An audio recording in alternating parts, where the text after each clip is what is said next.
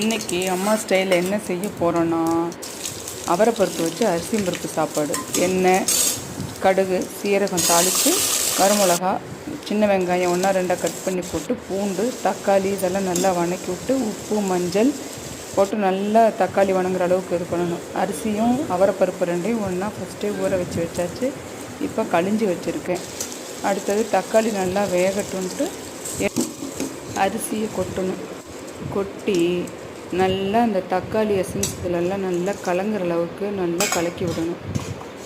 1 tumbler அரிசிக்கு 2.25 tumbler தண்ணி விட்டு நல்லா கொதிக்கட்டுன்ட்டு மேலே சீரகமும் மிளகும் கையில் நுணுக்கி போட்டிங்கன்னா டேஸ்ட்டு சூப்பராக இருக்கும்.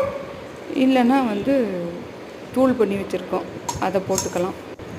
அதுக்கப்புறம் நெய் 2 ஸ்பூன், அதுக்கு மேலே கடலெண்ணெய் 1 ஸ்பூன் விட்டு நல்லா மொட்லியாக வந்த உடனே குக்கரை மூடி 2 விசில் சொல்லிவிட்டு எடுத்து கொட்டி நல்லா கிளறி புருஷனுக்கு பரிமாறின ஆட்டா அதில் மயங்கி எப்படி சாப்பிட்டுட்டு இருக்காரு பாருங்க.